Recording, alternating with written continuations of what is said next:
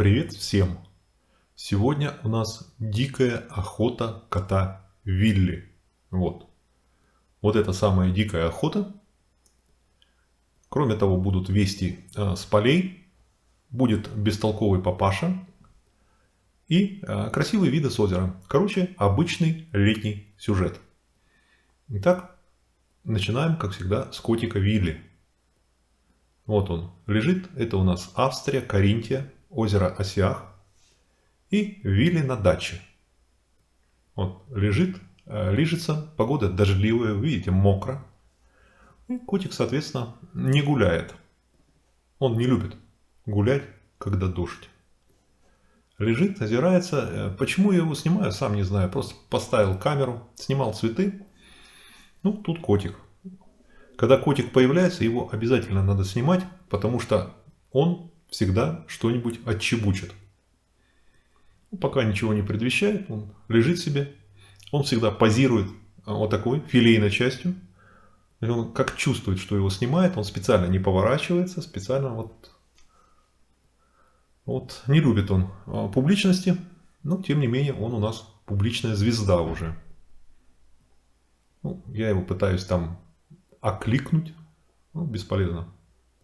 Нет, он не повернется, только хвостом недовольно так, кончика хвоста помахивает.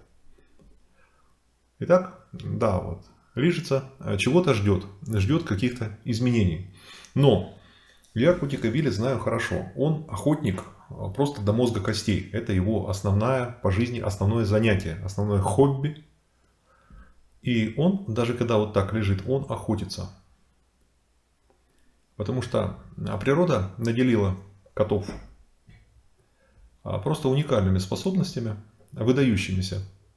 Слух, зрение, невероятное обоняние, сила, прыжки в несколько ростов своих, скорость, реакция и так далее. Ну, человеку вместо всего этого дали мозг, от которого человек, как правило, горе и имеет. Горе от ума. Вот котам можно только позавидовать. Вообще, почему природа решила так обделить человека, это вот загадка. Вот. Видимо, они рассудили, если вот вдобавок ко всем вот таким свойствам, силе, ловкости, быстроте, зрению и так далее, так далее, так далее, еще добавить и мозг человеческий, ну, это будет какой-то супермен. И этих суперменов, когда будут миллиарды, они уничтожат самих себя и вообще всю планету. Поэтому человеку как бы вот ограничили его мозгом. И то не всем дали. Итак, как и следовало ожидать, котик что-то услышал. Вот он услышал и пошел. Ну, соответственно, значит, нам туда дорога. Котик следит за кем-то, а мы будем следить за котиком. Ну, я уже понимаю, что все, что там охота. И со своей камерой пытаюсь подобраться, чтобы не сбить. Вот смотрите. То есть он услышал от расстояния метров 10. Вот он с 10 метров услышал. Вот так. Раз. Моментальный бросок и все. Вот смотрим, кого он поймал. Это не мышь. Это у нас водная полевка. Ну, такая крыса. Вот видите, судя по размеру и по окраске, ну, все понятно. И несет. Несет, уши назад, гордый. Пытается он ее отнести в дом. Но дом благоразумно дверь на террасу закрыли, успели. Вот. И смотрите, он там в углу. Я уже знаю, что там произошло. Вы это увидите в конце. Ничего страшного не будет злобонервным смотреть. А пока у нас вести с полей. Итак, что происходит у нас на полях? У нас косят траву. Это уже за этот сезон 3-й раз. То есть вот трава отрастает 30-40 сантиметров. После этого бравые ребята, трактористы приезжают на своих железных конях и начинают свою работу. Я уже показывал раньше первый и второй укос. Вот смотрите, кукуруза какая. Она уже выше 2 метров. И уже есть початки. Пока еще не созревшие до конца. Ну вот, она еще будет выше где-то на полметра, а может даже на метр. Ребята пока просто выдался день. По прогнозу предстояли 2 дня с дождиками. И вот они, стояла до этого сухая жаркая погода. И вот сегодня сухой жаркий день. Они, соответственно, все они делают одним днем. То есть они скосят. Потом мы увидим, как они ворошат. Потом они ее оформят в тюки, упакуют в целлофан и увезут. И все это делается одним днем, чтобы не попасть под дождь. Потому что горные условия, тут может налететь, там 5 минут, дождь вылился, все, опять его нету, но трава уже намокла. Вот видите, он ездит ее, ворошит, сушит. На самом деле жарко, солнечно, и поэтому довольно быстро все это подсохнет. У нас в регионе чисто мясомолочное животноводство. Соответственно, все это на корм, включая кукурузу, там пшеничная, справа следующее поле пшеница тоже. Это все кормовое. Вот. То есть она сейчас подсохнет, и потом тот же парень приедет и будет все это оформлять в такие большие-большие тюки. А там на фоне велосипедисты сплошные. Ну, то есть у нас сезон, вот видите, там вот эти велосипедисты. Ездить на машине просто невозможно. Они отовсюду шныряют. Ну, я тоже велосипедист, поэтому я их не осуждаю. Итак, вот они 2 раза ворошат в течение дня. Это вот я снимаю все в разное время. Как услышу шум трактора. А вот сумерки, смотрите, и вот такие тюки, они уже их оформляют. Вот, потом в целлофан и забирают. То есть это заготовка на зиму, чтобы было достаточно корма. На этом вести с полей заканчиваются, а мы с вами смотрим один интересный сюжет. Ну, тоже у меня камера на террасе, я снимаю озеро, цветочки, там гору на той стороне.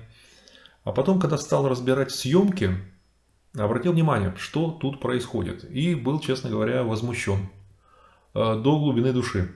Вот смотрите, там у нас саббординг, то есть доска, мужик с веслом. Но хорошо бы мужик с веслом. Кроме него на этой доске находятся 2 маленьких ребенка. Маленькая девочка и мальчик чуть постарше. Смотрите, без жилетов, без каких бы то ни было средств спасения. Озеро здесь 8 метров минимум. Он от берега где-то метров 150, это я приближенно снимаю. Он 150, может быть 200 метров от берега, при глубине 8 метров. Не дай Боже что он будет делать, как он будет спасать. Ну, ладно, а мы смотрим, что у нас тут происходит с котиком Вилли. Я сразу понял, когда увидел вот его заминку в этом углу. То есть наш Баран Бараныч, он, естественно, мышь упустил вот эту полевку. Видимо, или поиграть решил, или как-то она у него выпала между зубов. Вот. И, оказавшись на земле, она тут же забежала в угол за ножку барбекю. И вот, конечно, Вилечка, извини, что я тебя с такого ракурса снимаю, но полюбуемся твоими штанами. У Вили полное, так сказать, полное расстройство, потому что оттуда, из-за угла, из-за ножки барбекю выковырять мышу нельзя никакими силами. То есть, пока она сама оттуда не вылезет, а мы ему не помогаем в таких делах, вот сам упустил, сам справляйся. Вот он сидит, оглядывается, говорит, ну, может, поможете? Мы ему говорим, не-не-не, сам, давай.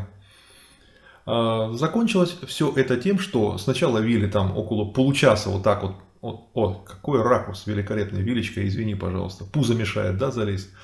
Сначала он там сидел, потом он отвлекся, и мыша благополучно смоталась, ей свезло чудом. А мы с вами смотрим на озеро, на пароход, это уже сумерки, июль месяц, жаркий, солнечный, иногда дождь. А здесь в горах очень нестабильная погода. Здесь такого не бывает, чтобы вот вышло солнце и жарило там 2 недели, 3 недели, не заходя, вот сплошная какая-то ужасная жара, сушь нет. А здесь может 30-32 быть. А ты купаешься, вода очень теплая, вода сейчас градусов 26-27. В июне было 28. В июле немножко попрохладнее стало, ну 26 это выше крыши. Вот. А вечером, как правило, приходит короткая такая буря, ну, там, с ветром, с какими-то вот молниями. Около 5 до 15 минут льется дождь, что очень хорошо, что поливает, почему не высохшее, все зеленое. Вот. Это огромный плюс, что вот проходят эти вечерние дожди. И потом опять все это очень быстро ветром куда-то сносится, и опять тихая, спокойная погода. Ну, народ по вечерам на корабле с вином и шампанским. Есть такое мероприятие. Желаю вам хорошего лета. Если что-то поймали, не упускайте. На этом все. Подпишитесь на канал, включите уведомления и успехов вам!